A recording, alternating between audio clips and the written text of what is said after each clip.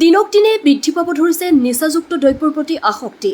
সাৱধান হওক দেশৰ জনগণ আৰু পিতৃ মাতৃ। উল্লেখযোগ্য যে মদ, ভাং, গুটখা, ড্ৰাগছ সেৱনৰ ফলত ঘটি থকা কুকাণ্ডৰ পৰিণতি সামাজিক মাধ্যমত নিতৌ আছে ভাইৰেল হৈ। নিচাযুক্ত দ্ৰব্য সেৱনৰ ফলত জঘন্য হত্যাকাণ্ড, অপকৰ্ম, ঘৰৰ অশান্তি, চুৰি ডকাইতি আৰু হেৰুৱাব লগা হৈছে ধন জনো।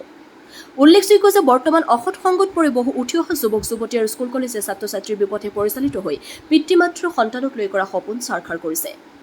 এনে ঘটনাৰ পৰা পৰিত্ৰাণ পাবলৈ ৰাজ্য চৰকাৰৰ সমাজ কল্যাণ বিভাগ আৰু জিলাৰ সমাজ কল্যাণ বিভাগে বিদ্যালয়ে নিচামুক্ত ভাৰত সপ্তাহ যোৱা 17 জুনৰ পৰা 26 জুনলৈ বাতৰ নাটৰ যোগেদি সজাগতা অভিযান আৰম্ভ কৰিছে।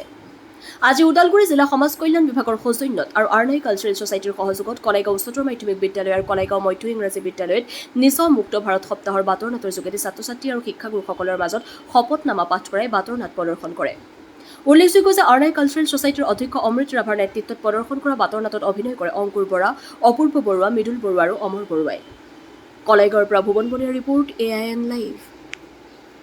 আমাৰ কলাইগাঁও মধ্য ইংৰাজী বিদ্যালয়ত আজি ওদালগুৰি জিলা সমাজ কল্যাণ বিভাগৰ পৰা যি বাতৰ নাট পৰিৱেশন হ'ল তাৰ কাৰণে আমি তেখেতসকলক বহুত বহুত ধন্যবাদ জ্ঞাপন কৰিছোঁ। আৰু এই বাতৰিৰ জৰিয়তে আমাৰ ল'ৰা ছোৱালীখিনি উপকৃত হ'ব, সকলোৰে সমাজখনৰ ভাল হওক। আজি আমাৰ সমাজ কল্যাণ বিভাগৰ তৰফৰ পৰা আমাৰ বিদ্যালয়লৈ আহি তেওঁলোকে মনোৰঞ্জনৰ জৰিয়তে আমাক এটা বাৰ্তা দি গ'ল যে আমাৰ সমাজখনত এতিয়াও বৰবিহ হিচাপে দেখা দিয়া এই ড্ৰাগছ বা অন্যান্য এই গুটখাজাতীয় সামগ্ৰী যিবিলাকে আমাৰ মাদক দ্ৰব্য এইবিলাকে আমাৰ কি কৰিছে সমাজখন ধ্বংসৰ ফালে লৈ গৈছে।